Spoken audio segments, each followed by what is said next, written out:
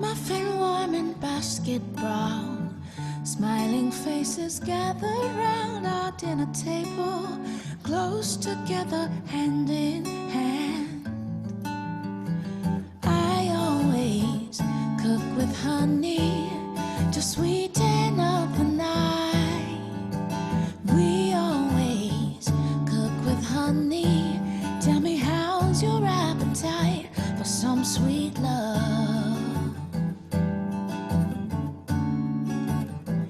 Finding favor with your neighbor, well, it can be so fine.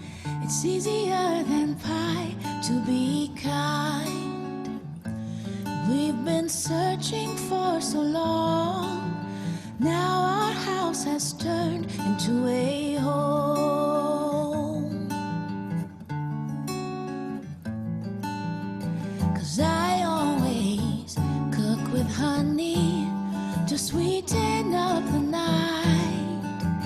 We always cook with honey. Tell me, how's your appetite for some sweet love?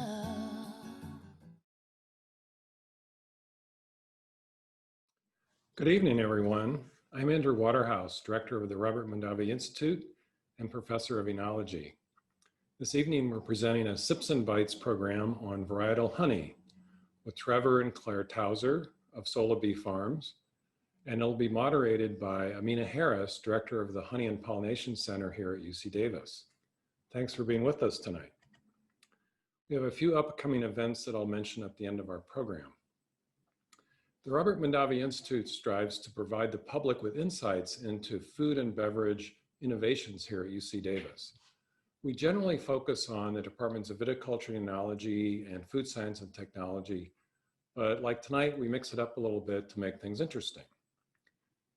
Tonight, we're focusing on our Honey and Pollination Center and a topic of great importance at the center. You'll learn firsthand how to obtain honeys from specific sources and how those are different from generic honeys. The center is supporting research that we hope will provide tools to test the authenticity of honey from specific flowers. I have a few housekeeping items to cover. We'll be taking questions tonight, and I'd encourage you to participate by asking questions using the Q&A tool at the bottom of your screen. We'll try to answer as many questions as possible at the end of the program. Second, tonight's program will be recorded and will be available on demand probably mid next week. And so we encourage you to share the program with your friends and family. Now it's my pleasure to introduce tonight's guest host. Amina Harris is the director of the Honey and Pollination Center here at UC Davis. The center's mission is to help UC Davis become an authority on honey, bees, and pollination. She will tell you more about the center in a minute. In addition, with her son, Amina is the owner of the Moonshine Trading Company, which has been offering unique American varietal honeys for over 30 years, winning national awards from the Specialty Food Association and the National Honey Board. So as you can see, Amina has a lot of expertise on this topic. Amina, I'll turn it over to you. Thanks so much, Andy. I'd like to welcome everybody for joining us tonight and tell you a little bit about the center. The UC Davis Honey and Pollination Center is really at the forefront of investigating nature's finest sweet. Work from the center includes research on both honey quality, and honeybees, and pollination. The center conducts a series of outreach programs that educates the public in all these various fields of beekeeping, mead making, and honey tasting and quality. And I didn't say meat, I said mead, which is the world's fastest growing alcoholic beverage area. Tonight we'll be speaking with Claire and Trevor Towser of Towser Apiaries and Sola Bee Honey. Trevor runs the apiary, which has hives throughout the state, and Claire is the brand manager for Sola Bee, which has just recently won, or actually last year won, the 2019 Good Food Awards for their Blackberry Honey, and we'll be tasting that as part of our tasting series later in the program. So I'd like to welcome Claire and Trevor. Thanks so much for joining us. Hi, Anita. Thank you for having us. Hey there. So, Trevor, I'm gonna keep all my questions right here because it keeps going over. Trevor is a second generation beekeeper, and he comes from a long-standing family farm in the Yolo County area. Trevor, can you tell us how you decided to join your family legacy, and what's your passion and your interests, and kind of how it all came together at the very beginning? Sure. Thank you, Anita. It was great having us, and it was really exciting to be part of all of this. Yeah, I grew up in beekeeping. You know, my dad started Tawser Apiaries in 1973, and kind of immersed in it as a child. I kind of took it for granted. I went off to college, and kind of got a little distance between me and the farm, and I missed it. I majored in marine biology, so I was kind of far from the fields and beekeeping. But along with that, kind of just showed me the or illustrated kind of that passion that I had for beekeeping. Every summer break, all my spring break, I came home and worked the bees. And then when I graduated in 2007, I kind of, grabbed hold and kind of carved that place out in our business. The farm where Tawser Apiaries is located is homesteaded in 1861, and every generation of Tawsers had to innovate to kind of stay relevant and keep the farm viable. And so coming back from college, I kind of felt like, I needed to keep an eye on the future. And my dad was super progressive on, sorry, we have farm dogs too. So, where he was super kind of ahead of his time. He installed solar panels on our farm. He worked with the NRCS to plant pollinator hedgerows and was really encouraging me to look at what the next concerns were for pollinators. And boy, was he right. 2007, we're right in the midst of the honeybee decline, and was really important to kind of look at what we can do to manage our hives differently.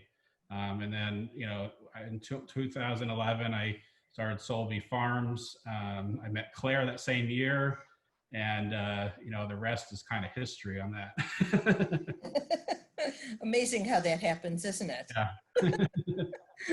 So that goes right into my next question, which is, Claire, you are the brand manager for Solby, and it isn't what you were planning on doing in this lifetime. Perhaps you can explain how that all kind of came to be, and how you ended up being really, the face of the honey section of your business. Yeah, definitely. I'll never forget meeting Trevor for the first time. He actually brought a jar of the sage honey that we're going to be trying. And I saw the honey and thought, wow, that's beautiful. Where can I buy that? And he's like, nowhere. And I was like, what do you mean nowhere? I thought it was a little bit silly. I was actually a high school teacher at the time and thought that was going to be my career forever. So it was really interesting. That summer, I decided to volunteer. I wouldn't let him pay me. And I went around and just asked people, hey, would you carry this honey on your shelf? I had no idea what I was doing. And we got lucky, and people love the honey because it's amazing, which I'm excited to share with all of you today. But yeah, a year later, we were engaged. And then by 2013, we were married, and Solby also took off. We got into lots of nugget markets and Whole Foods. And so it's been a really fun journey. I did leave teaching, sadly, but what's really exciting is now 9 years later, I've been able to use Solby to get back in the classroom and educate people about honeybees. I thought I was going to be teaching English and novels, but you never know where life's going to take you. And so I love that our brand now has gotten us enough popularity and enough validity to be out in the world and to raise money for local schools. We do a lot of fundraising and education about honeybees. So yeah. That's really fabulous that you're doing so much, still using your skill set from before. Sort of interesting to know how you take a skill set from under the water and apply it to an insect. But you know, we do know these things do happen. So one of the things that Towser sort of places itself as a sustainable beekeeping operation. And I'd like you to explain what you mean by sustainable. I'm guessing it sort of relates to some of the things that Trevor was mentioning before, kind of staying current and with the world. Exactly. You know, along with our efforts with you know, alternative energy, and you know, with Solabee, we use recycled glass product and soy inks, and the labels are all recycled paper. We also are trying to stay up in the times with the demands that modern farming, you know, puts on beekeeping. The agriculture industry has changed a lot since 1973. You know, farmers are trying to grow more food with less land, and you know, that's where pollination comes in, and honeybees kind of help create that higher yields that farmers need to kind of produce more food. And then from, you know, beekeeping standpoint, you know, I kind of focus on, there's 3 pillars that I kind of lean on for my for beekeeping. That's nutrition, isolation from other hives, and disease and mite monitoring or management.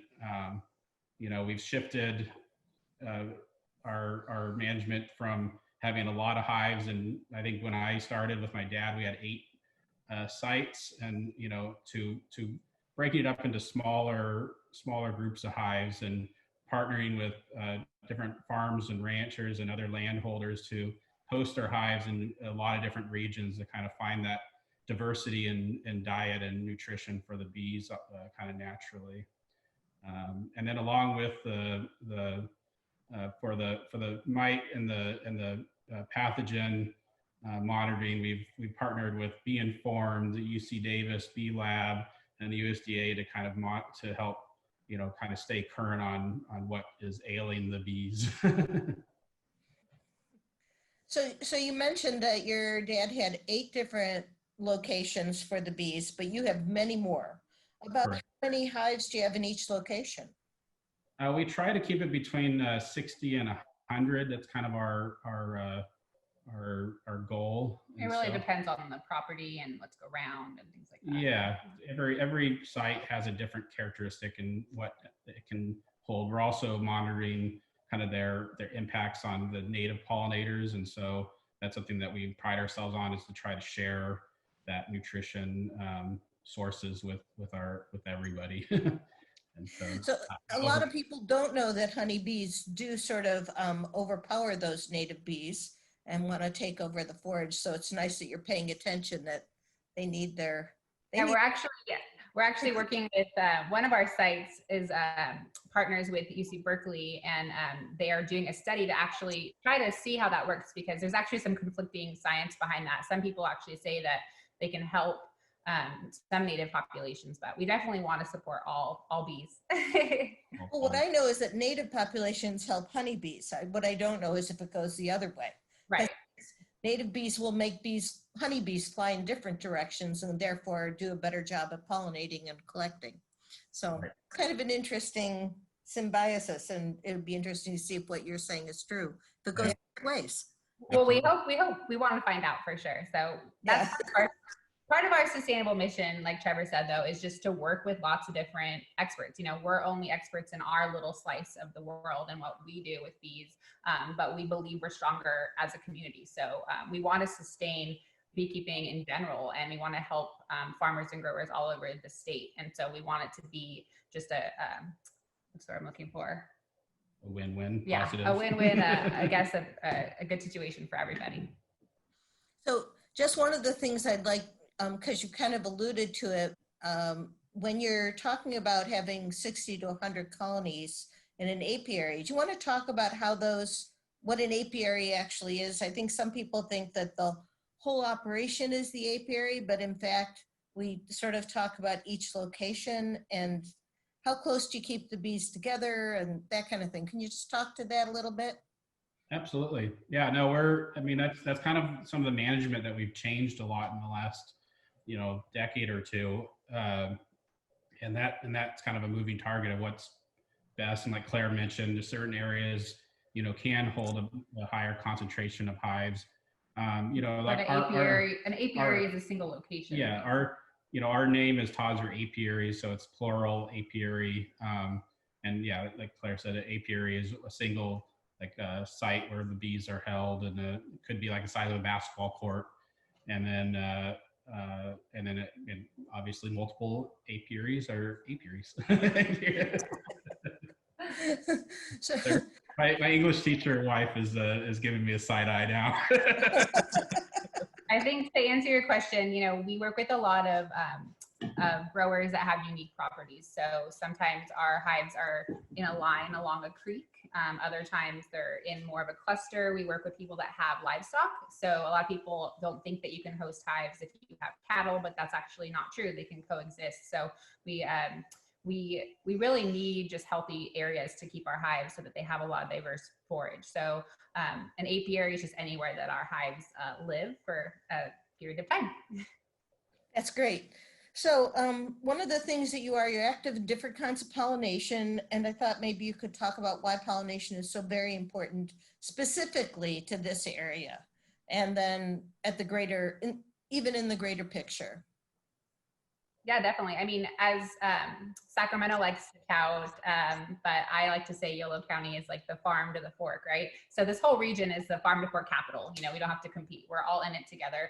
And basically, California produces more food than any other state. And as beekeepers, we are a service industry for those farmers and growers. So pollination is vital because we can help growers produce more food with the amount of land they have. So as agriculture has changed, as climate change, all the different factors, we need to grow just more food for more people with the same amount of land. So pollination is vital because we can bring hives into a field, and those bees can pollinate and help those crops produce higher amounts of food. That's kind of the basic. Or produce anything at all. Some crops are 100% pollination dependent. Others just need it to help increase yield. So it depends on the crop being grown. So what kind of crops are you pollinating besides almonds? The big one everybody probably knows, it's gotten a lot bigger every year, is the almonds. But after that, there's cherries and apples. There's onion seed. We're in a really pumpkins. We're doing pumpkins right now. We're in a really unique area here where we have the most seed companies in the entire world, all clustered in the Central Valley here, because it's such a great growing environment. They can do. It's a long growing season. They can do a lot of different trials, and so a lot of research gets done here. And it's sunflowers, exciting. All the sunflowers that we're famous for in this area, people take pictures in. Yeah, be careful of the honeybees are there, so keep your eyes up. We did asparagus seed, was a new one the past couple years. We did some basil seed. Yeah. One out of every 3 bites of food, requires some kind of pollination. And so, you can go along, there's a long list that's out there, and California has a large majority of those, I think, are grown at some point around here. Yeah, and our biggest goal is to pollinate a variety of crops that are, as long as the growers are using good practices and it's good for our hives. So we're always talking to different growers, and we want our bees to go into pollination healthy and come out healthy, and help them produce a good crop to feed everybody here, in the whole country or whole world. I mean, we export a lot of our food, but you know what I mean. Produce good food, but also keep the honeybees healthy. So we pollinated a little bit of everything, I think. Yeah. I won't say that. I gave that one to you, Mina. You handed it right over, and I almost took it, but I won't. So I know that you work a lot with UC Davis. You're working, the Apiary is working with some in the Master Beekeeping Program, with the USDA partnership that's recently started, and with the Bee Lab. Why don't you talk a little bit about that?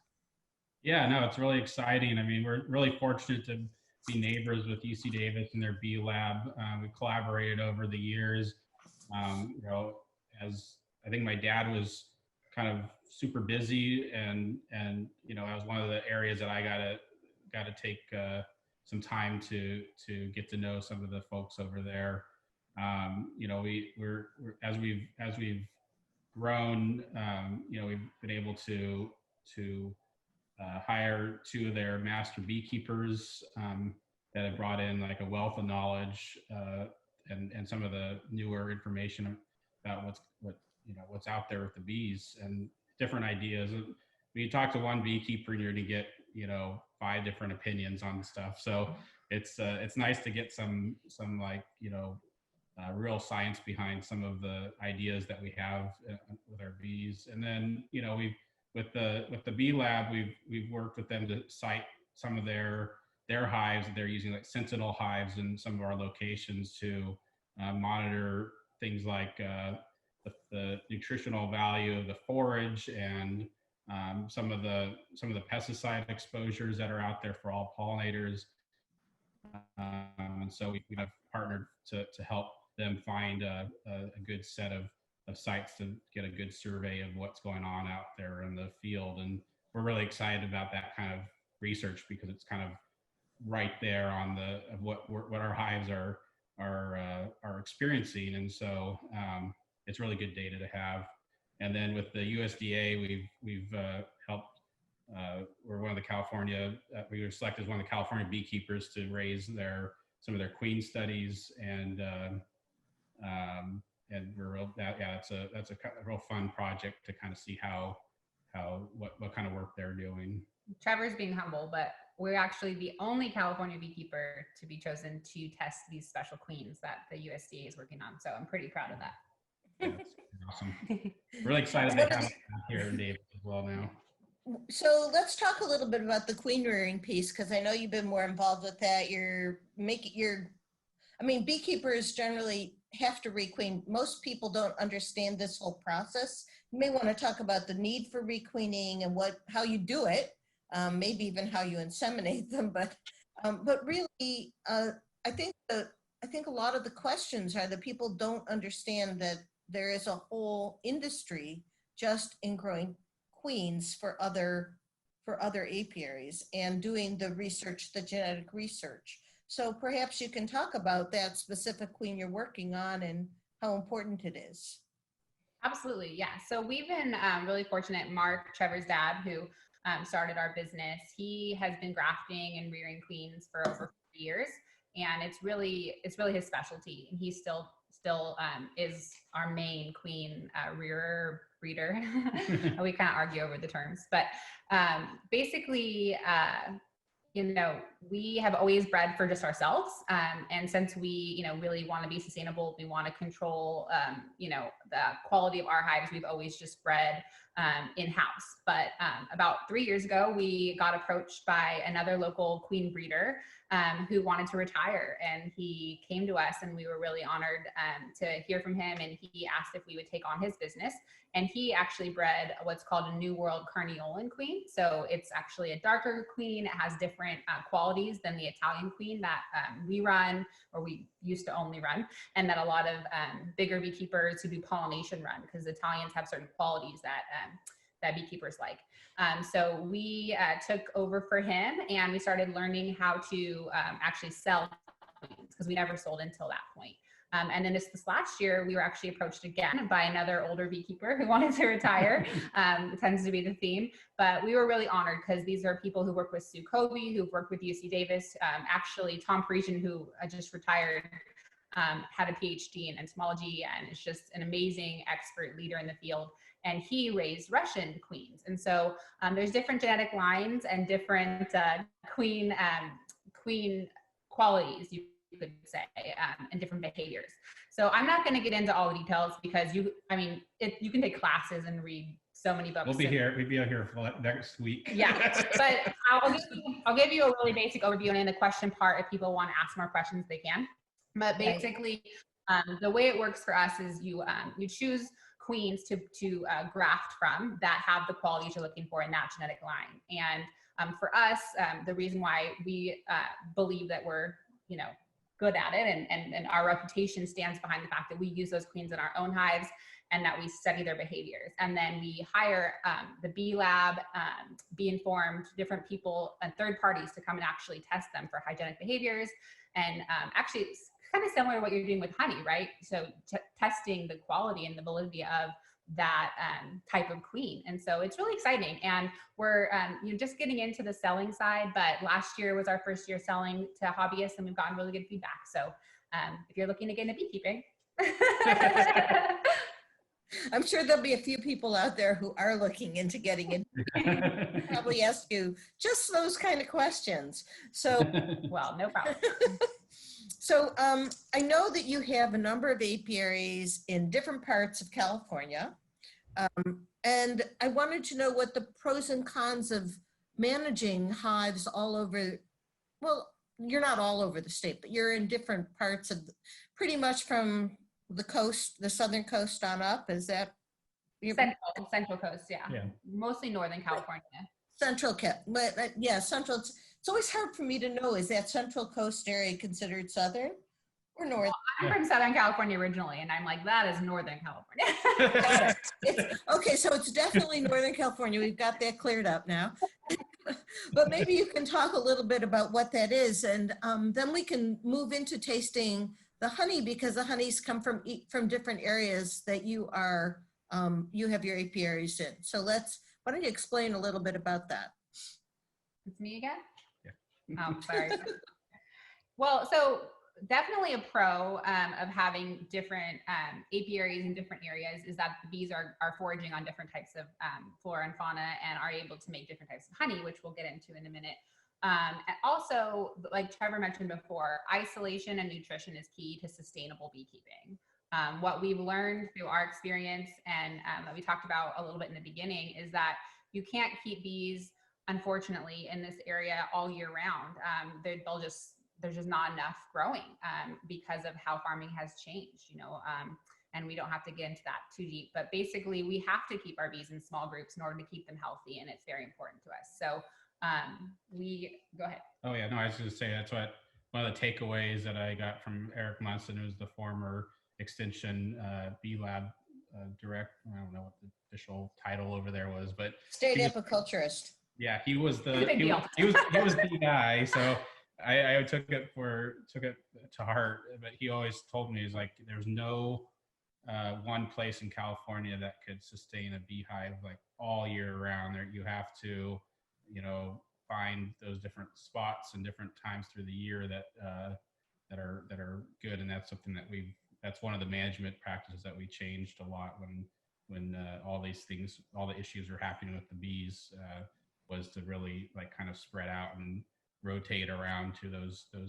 healthy pastures. Yeah. So yeah, I think that answers the question, right? Oh, a con, I guess, one of the things that's difficult as business owners, and as you guys might imagine, is that we have to travel a lot. So we spend a lot of time driving to different locations, and that is definitely a challenge.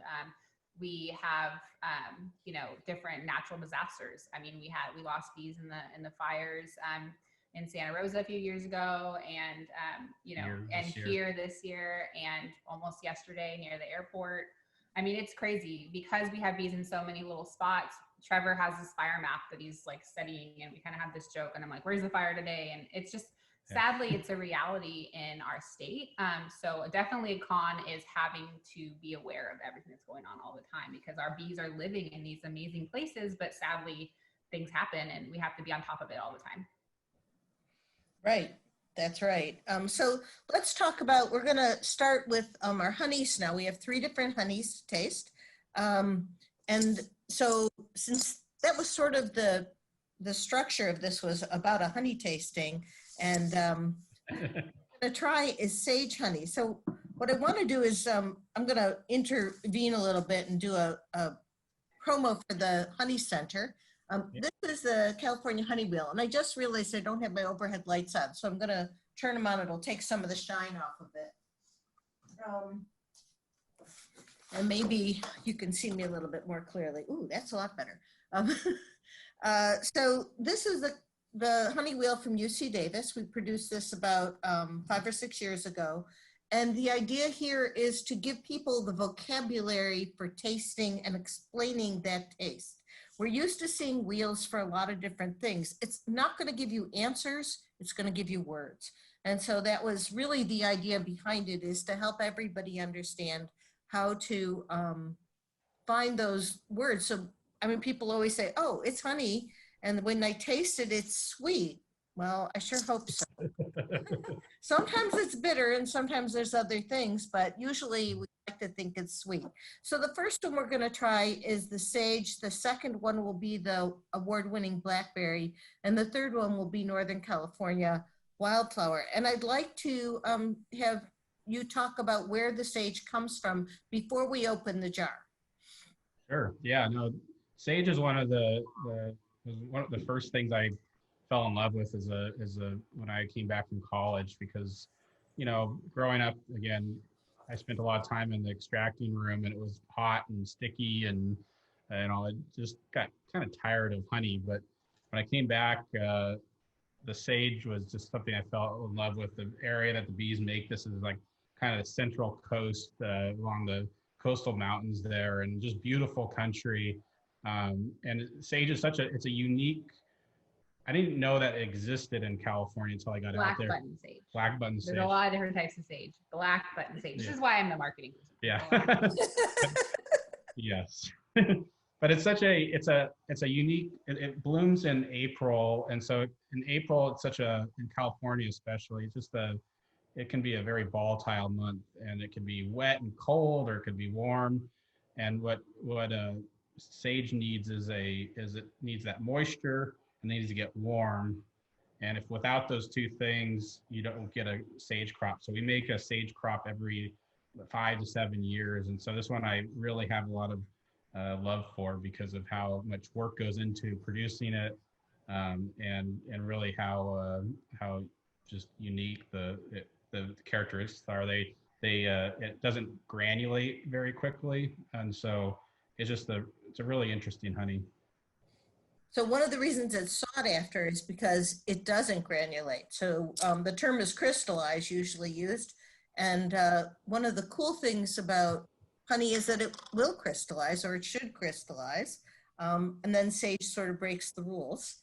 There's honeys that do that. So let's open the jar. And the first thing we do is we stir it a little. I like to use a plastic spoon. And the reason I use plastic is it has no flavor. I do try to use compostable spoons. Can't always find them, but I try. And so the first thing you do is you smell it. And in this case, this particular sage has kind of a woody green smell to it. It's very earthy. You can smell springtime in there. You can smell a little bit of the kinds of things that we get when we walk through a field. It's really a deep, rich smell. What about you, Claire? What are you smelling? Everybody, by the way, everybody smells very, very differently. So nothing is right or wrong, but there's generally a group perception. You're putting me on the spot. I haven't done this in a while. It's okay. It's your honey, and you can take your time. I don't know. I smell a lot of just like brightness, like I need to have your wheel in front of me. Yeah, bright doesn't cut it, does it? I smell a lot of hard work. I think we have to add that to the wheel. Yeah.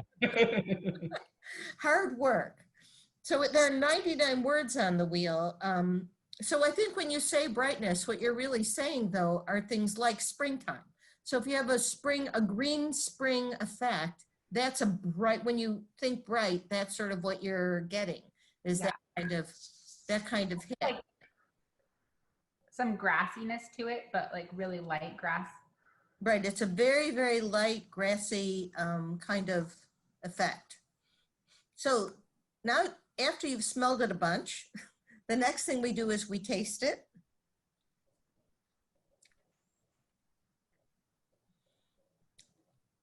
So Claire and Trevor, you go first, and I will tell you the first thing you should know is that in general, beekeepers are very bad at describing honey. I'll let you go first. Sweet.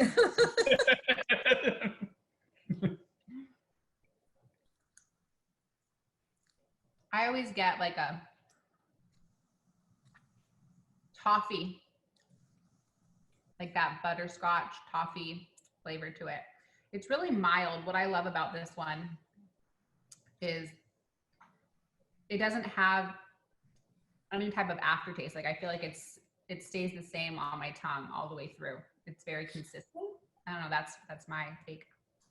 It also doesn't, it dissipates very quickly. So it doesn't have any lingering flavor. Right. I mean, that's another aspect. One of the things I'm finding interesting, because as I do this more and more, I am paying attention in different ways. And I have noticed that this is actually very, very fruity. So that when you're tasting it, you're getting a back taste here that kind of comes down the back of your mouth, and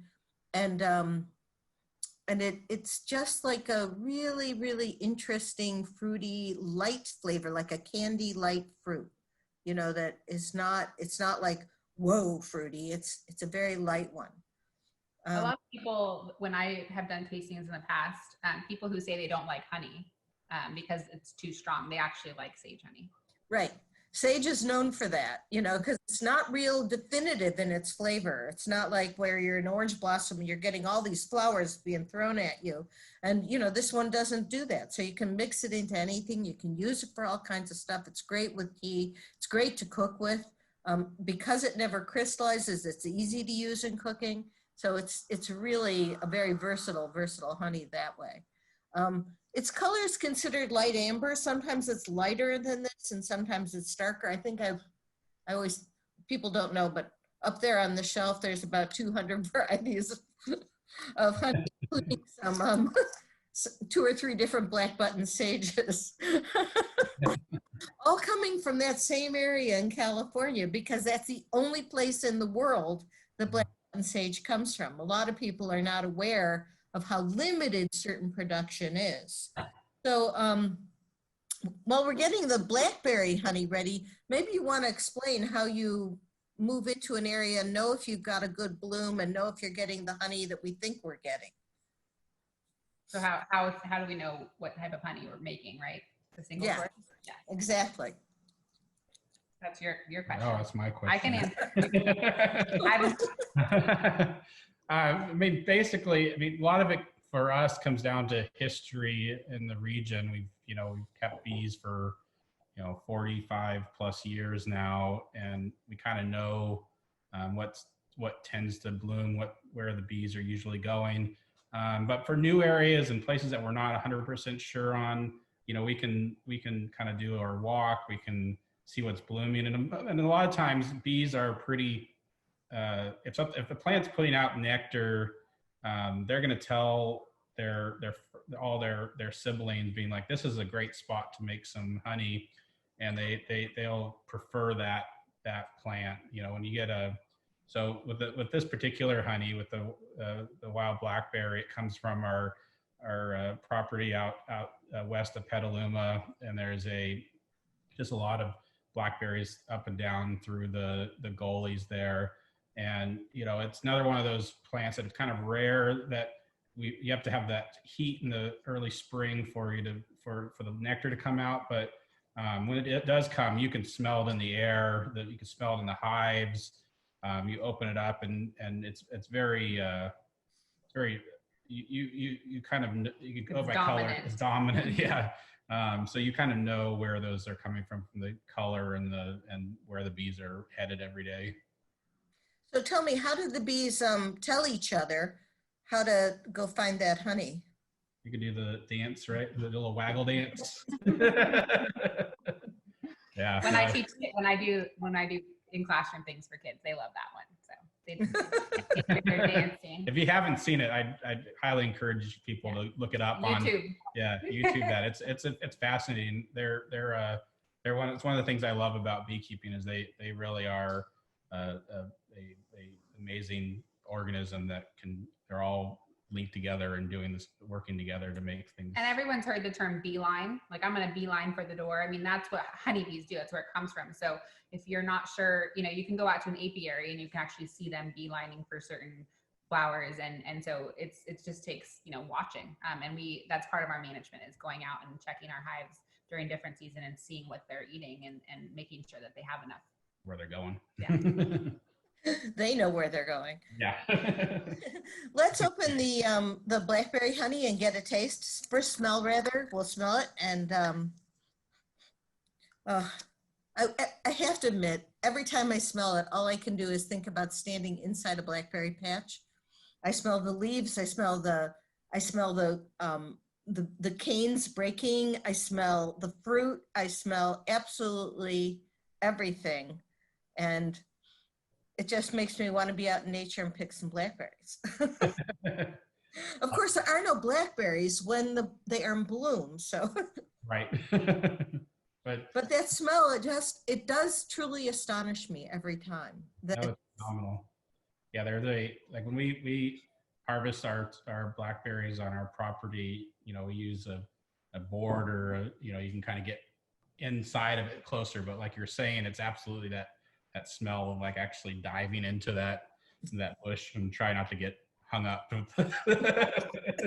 Really? Right now, my most recent memory is our 3.5-year-old picking blackberries and getting poked and his hands being completely covered in blackberries and being really excited to eat them, but also like, why does it hurt, Mommy? Because you can't get good without a little bit of bad. It takes a little bit of pain. So the smell, when we talk about things like leaves and branches and stuff, that falls into that earthy category. So when you look at the honey wheel, there is actually a whole section that says earthy. In this case, it says dirt, wet earth, and mushrooms. And a lot of this is going to happen over in the woody category, where it's a little bit rosinous or that kind of thing, that you can smell that. And then some of it also is happening in the herbaceous category, which is green on the wheel. And you're going to find that, in my case, I find that it's more like dried grass, you know, because I think when I think about blackberries, it's usually later in the summer and the leaves aren't as vibrant and fresh. They're kind of like fading. And that's the smell I kind of associate with it. But that's also the smell that I find in the honey. So why don't you take a taste and tell me what you're tasting too. Stir it, right? Yeah, it's a good idea to stir it. Though blackberry is such a powerful honey, you almost don't need to.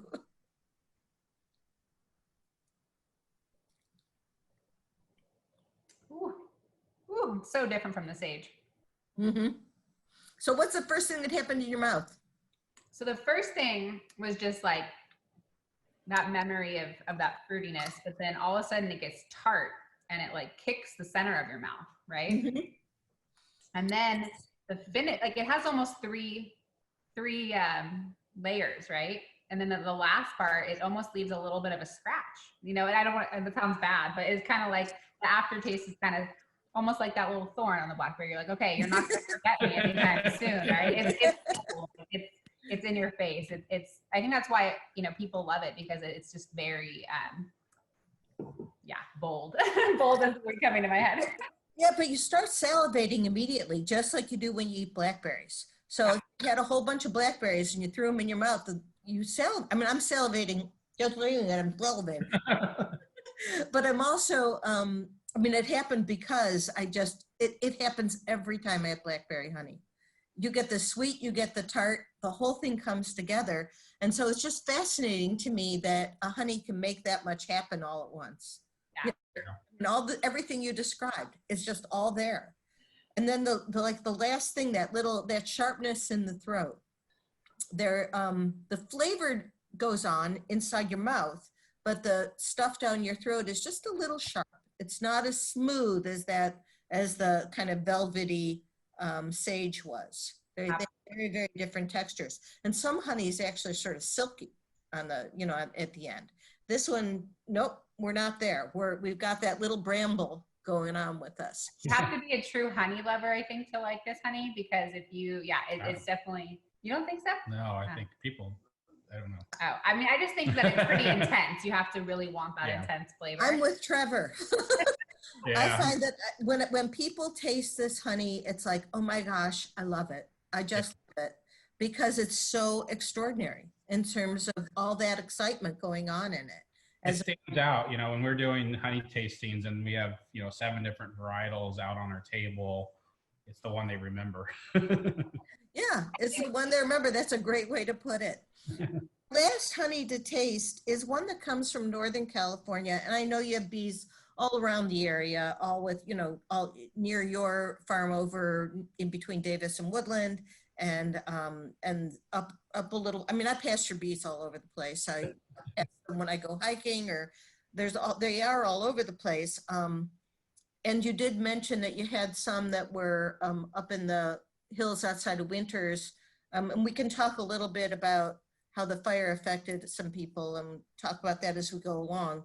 But why don't you explain some of the wildflowers that are in a Northern California wildflower? This one is usually extracted midsummer, I think you told me. Is that right? Yeah, late spring, yeah, early, late summer. Really depends on the year. Yeah, so yeah. And no, it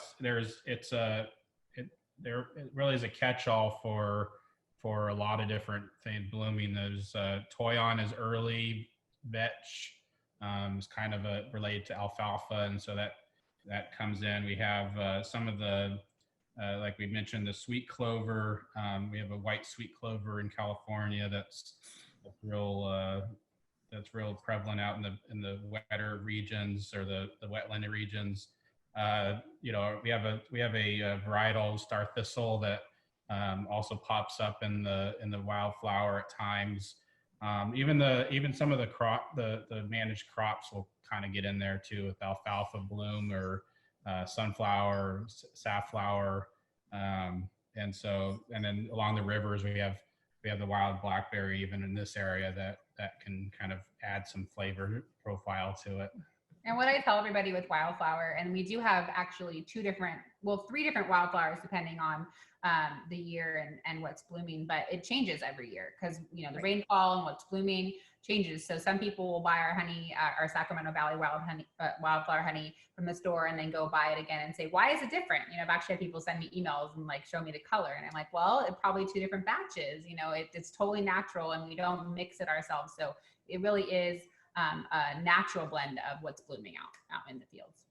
So how about if we taste a little bit of Northern California wildflower, and then we notice that this particular one, I mean, I was telling Claire earlier, it looks like butterscotch. It absolutely looks like you've got a butterscotch sauce happening here. It's thick, it's creamy, it's really beautiful. Definitely lighter. This batch was very, very light. We've had some that are much darker. Yeah, we've had it really dark before, and this one's really very fruity.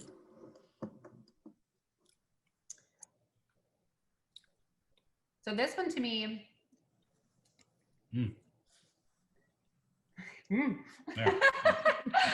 Yeah. This one to me only had like two different kind of movements in my mouth. It started off kind of mild, but then it had a little bit of that kick like the blackberry, but not nearly as strong. It was just kind of more of a moderate tartness, but it definitely had, and I know, to me, I'm so used to the wildflower. I'm like, to me, it tastes like a wildflower honey because it's got a little bit of everything. I can't pinpoint it, but you said butterscotch and that stuck in my head. It doesn't taste at all like butterscotch. It just looks like it. Right, Yeah. right. But it's really interesting. It's got just that hint of dry grass in the flavor. It's got this incredibly smooth texture on the tongue. It's really a beautiful honey. I so wish that we could hear what everyone thinks out there. Maybe Well, someone may write that in. You'll find out. because it's not weird about I'm so used to doing tasting time. People tell me, I'm like, put me on the spot. Yeah. So I have to draw this tasting part to a close so that some people can get some questions kind of in here. But I did want to talk a little bit about the fire in Winters because we know of two beekeepers that were, well, one beekeeper and one queen rearer who totally lost their operations. And I just wanted everybody to know that Pope Valley Queens has a GoFundMe site, and there will be a link to it on the survey you get and on the website for through the RMI, so you can come find that information. And then Clay's Bees also lost his entire operation out of Vacaville. Other people lost a lot of other things. Some beekeepers lost their homes, some lost portions of their operation, as did Solabee. They lost, what you told me, how many hives? About 50 or 70? Is that what you said? Quite a few, yeah. I think, what did you say, 70? It was in the hundreds. Oh, okay. Yeah. At any rate, it wasn't everything. No, it was not everything. It was pretty shocking to go back and see that devastation through there. We were able to take out a lot. I Yeah, think we moved things in the middle of the day that usually isn't something that you would do. We were able to get out of the way of the fire. Fortunately, bees are mobile, but a lot of people didn't have that luxury, and homes were lost, and we're grieving with that community over there. It was really devastating to go back through and kind of assess the damage for our bees and everybody else out there. I think we're all feeling that, and how much in the long run, how much it affects, well, all of our livelihoods in this case, all three of us for sure, because the world of honey and the world of pollination are very intertwined. And so we want our bee populations to be healthy. We're having enough trouble. We don't need to have this kind of holocaust of fire taking them out. So I want to thank you for being here. Andy will come back in just a moment and ask you a whole lot of questions. I'd like to also mention that the Honey and Pollination Center has a sensory workshop, a honey sensory workshop coming up October 22nd that some of the attendees tonight might like to take, and there'll be a link to that also sent out. And in the spring, I'll be doing a workshop on honey adulteration with the Resnick Law Center from UCLA. And finally, the honeys that the center sells, and we actually have our own honey. We do a different wildflower, one that tends to be a little bit lighter. It's a little bit earlier in the spring. We try to keep it early in the spring. So, and we have coriander and orange blossom. So those honeys are available through the UC Davis bookstore, and they will, sales of those honeys actually help support research on campus and help support our events. So at this point, I'd like to hand it over to Dr. Andy Waterhouse and have him give you some of the questions and things that have been coming in throughout. All right, thanks, Amina. Very interesting listening to you guys this afternoon. So we have a bunch of questions that suddenly started to come in. I was getting a little worried. One of them I think you already answered, and the person's asking, how can you be sure that the honey's coming from a specific source if the hives are, for instance, not in a greenhouse where the bees are constricted to that source? So how can you check that? And I think you talked a little bit about it earlier. Yeah, no, it's an inexact science, I suppose. Like the bees typically self-select for attractive nectar sources that they can make their honey on, and they'll on their own kind of only collect that nectar. Now there's going to be some honey from say a manzanita bush that's blooming as well, or eucalyptus. So it's not 100% pure let's say blackberry or sage, but it's the predominant. Technically, I think that the National Honey Board, it only has to be 27% of a varietal to be considered that, which seems crazy. Ours are probably more like 90-95% because we've done it for so long. We know the color and the flavor. But basically, the answer is what we said earlier, which is we know it's blooming during that time, right? Before we extract the honey from the hives, we watch the behavior of the hives, and we can, the bees will tell us based on the smells and the tastes and all those different things. So I'm going to throw in one more little piece, and that is something you just alluded to. Each honey does have a very specific flavor profile, and you just mentioned that. What that flavor should be, and it takes time to learn what that profile should be. So if they're 95% pure, that would be pretty amazing. But generally they're naturally 85 to 95% pure in this kind of situation. I have never been told that there was actually a number of 27%. I was told it just had to be predominant. Oh, really? Well, when I do it, I play with the number 27, but that's what I do. But it just has to be the predominant floral source to be labeled that. So honeys can be blended and be called Blackberry, when in fact there might only be 27% Blackberry, and a natural one like you guys are trying to make will be somewhere naturally about 85%. So it'll be much more intense and much more fruit forward. Okay, thank you. This is a very timely question. Do you think that the smoke that's in our air these days everywhere, will that affect the flavor of your honey that you might produce this year? Yeah, I know some of the wineries we partner with for our bee sites get this question as well for their the smoke taint in their winemaking. No, we've concluded our harvest season for all of our honeys. Usually it gets done in early August, and so we typically don't have, in California, there's not really that late of a summer. You know, there's rare occasions that we have honey that is made later in the season. Well, to be clear, actually, I forgot to mention this earlier. Bees are making honey for themselves, but we aren't extracting it for harvest. We only extract when there's an excess of honey. So part of our sustainable beekeeping operation is that we add an extra box called a super on top of our hives. And when they fill that up, that's when we'll extract. And we only do that when there's an excess. So in certain times of year. So I would imagine that if we were going to extract post smoke, it would absolutely have an effect. But since we aren't going to, yeah, I don't know. Well, it'll depend, I guess, on the timing. But there won't. Yeah, this year we don't have any, honey that's going to be coming off this. Yeah, we don't have a plan to extract any the rest of the year. Okay, this question focuses on how big you are in Northern California. So if you look at, I mean, are you big enough to say you produce, say, 1% of the honey from Northern California, or what? Well, actually, I mean, I think our business is mostly focused on pollination and our bees.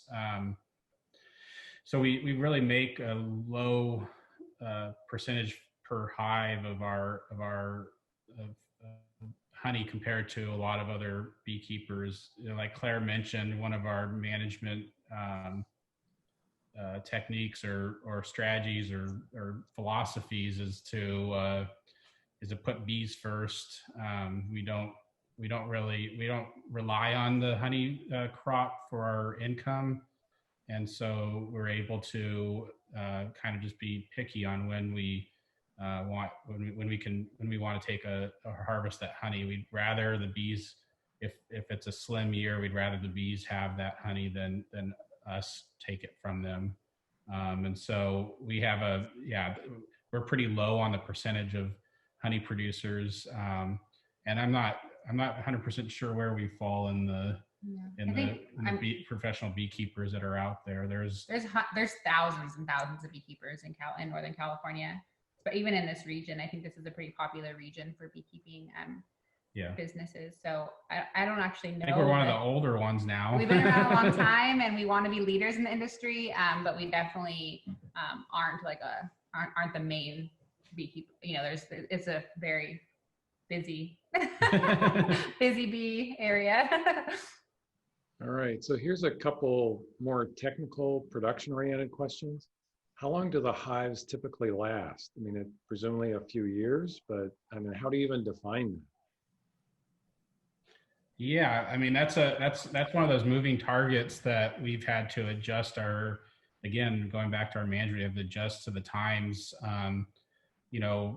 Back when my dad first started in the 70s, a queen would be viable for 3 years. A hive he'd be angry if he had lost one hive over the winter. And, these days we've had to adjust kind of our expectations. And, unfortunately, between nutrition deficits and some of the pressures on the bees from there being a lot of other bees in the area, and it's a little bit shorter now, and so we do our best at trying to take care of the queen and keep her healthy. And that's what, you know, with the queen breeding program, it's just it's a moving target. So yeah, I think there's no hard and fast rule. Some people requeen their hives every year in order to have a young queen that's laying, you know, 10,000 eggs a day, which is the average. 3,000. I thought it was 10,000. No, No. that'd be He's the beekeeper. That's a Anyway, very, very quickly growing beehive. yeah. that's the kind we're gonna grow. Yeah. Anyway, Teresa, I'm not a numbers person. 95%, 85%. Don't listen to me on the numbers. But the point is, I'm selling queens this year. We've learned from a lot of different beekeepers that there's just different management strategies in terms of it. But you can keep a hive going by requeening it and taking good care of it for many years. But you will have to replace the queen. They won't last forever. So that's the best answer I can give to that one. How do you test a queen for breedable traits? Like, how do you know that it's a good queen or a problematic one? I don't know. Yeah. No, there's a science and then there's the gut feelings but brood patterns. No, there's some very measurable characteristics that we look for. Everything from the weight of the queen, so like the size and the size and conformation. It's kind of like livestock judging. You can kind of like, okay, that one is 1.5 inches long, and it's not quite that. That'd be a really big queen. Yeah, it'd be a big queen. Yeah. Now who's getting numbers wrong? Yeah. But they, you know, we've gotten more scientific as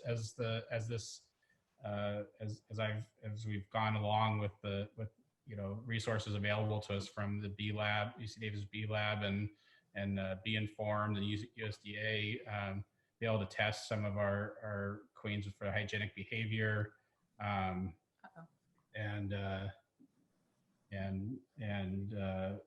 kind of, you know, look for that. For those traits that you're looking for, and mostly we're just looking for survivability, hardiness, ability to be disease resistant, and kind of, you know, make it to the next generation. Yeah, the whole health of the hive is dictated on the queen. So you look at all the different parts of the hive, and that's how you can also judge the health of the queen. Okay, here's a question. I think it might be for Amina. Is there such a thing as organic honey? Oh, I'll let Amina take that. Really, talk about a loaded question. So one of the issues with organic honey is that you have to have a certifying agency. In the United States, the certifying agency for organic foods USDA will not certify any honey in the US unless it was certified as an organic area prior to, I don't know when. The only place in the US that is certified is a small area on the Big Island of Hawaii. So if you get honey, some lahua from Big Island bees or something like that, those will be certified organic by the US. There are some people trying to do that in not Kauai, Molokai. They're trying to set up another area. However, that was not predetermined, so probably won't be accepted. All that said, if a country labels honey organic and it comes into this country labeled organic, it is considered organic. Some of those honeys actually are, in the sense that they are coming from areas that are pesticide free. It doesn't mean that they're fully organic, because things like glyphosate and other stuff can be flowing through their water, but predominantly those will be pesticide free. However, countries can also just label the honey organic, and it comes into the US and the US says it's organic. So it's kind of hard for us to know unless the people who receive it, the big packers who are getting those, usually proceed to go get everything tested. There are some smaller companies that are working with organic areas in Brazil, particularly, and a few other locations. So the only other thing to know about organic is that it is also linked with GMOs, and honey is intrinsically non-GMO.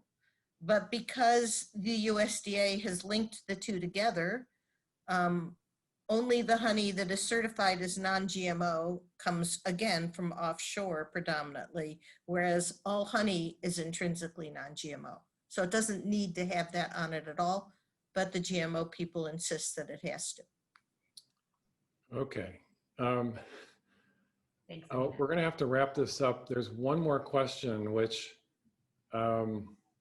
it could, let's see. We're going to have to be brief, but this is a big question, but it's an important one. Are there any health benefits to honey? Absolutely. I'll answer that one pretty quickly. And I mean, it's got, I'm sure, tons of resources on this, but yeah, honey is a natural antioxidant, has lots of B vitamins. Some people anecdotally say it's good for allergies. I'm not a doctor, but it's got a much lower glycemic index, I believe, than processed sugar. So there's a lot of health benefits to cooking with honey and eating honey instead of processed sugars. And there's a lot more out there, but that's just kind of the overview. Right, so there has been no proof on the allergy thing. As a matter of fact, it sort of seems to be going in the other direction, that it actually can't help with your allergies because there's not enough pollen in the honey. And most people who have allergies are not allergic to what bees collect. They are allergic to grasses and weeds and trees and stuff that is not something that bees forage on. It's occasionally those two things do come together, but there's not enough pollen within the honey to actually make a whole huge difference. But there's a whole lot of, particularly for sore throats, honey is so viscous that it coats your throat, and it's a really, really a wonderful source just to put it in hot water with a little bit of lemon or something like that and coat your throat with it. That has been proven to work. Some people are using it as a prebiotic because honeybees have lactose in their system, and that lactic acid does seem to have some effect. So that research is ongoing right now. And there's more and more nutritional studies coming out. You just have to pay attention to where they come from to find out if you really want to believe them. Like everything on the internet. Okay, Amina, did you have any closing remarks before we move on? I just want to thank Claire and Trevor for really taking the time to join us. I think this has been an incredibly educational evening. I hope everybody's learned a lot and has enjoyed their tasting and learned a little bit about how different honeys can taste. It's very important for all of us to appreciate our honeybees and the people who do the work behind them. Well, thank you for having us. This has been a lot of fun, and I could talk about bees forever. Claire knows that's why she had to get me scripted up a little bit on a couple of answers to make sure they were all day. Short. Yeah. But anyone that we didn't get their answer, I just want to invite you to email us. You can find our emails on the website at solobeefarms.com. And we just thank UC Davis and the Mondavi Institute and all of you for having us. So thank you. Yeah. All right, well, thank you very much. And it was really fun. I enjoyed it and learned a lot about bees, honey. And also thank you for your observations about the impact of fires on local beehives. I mean, it's one of those things that's happening. We should be aware of it. So turning back to the audience then, I hope you and your friends enjoyed tonight's program. Sips and Bites was created to offer you educational and enlightening programs. We want to hear from you. So please take a moment to share your feedback and program ideas at the end of the show, or when you receive a follow-up message from us. We'll have a survey there for you. We have a couple of upcoming programs I want to mention.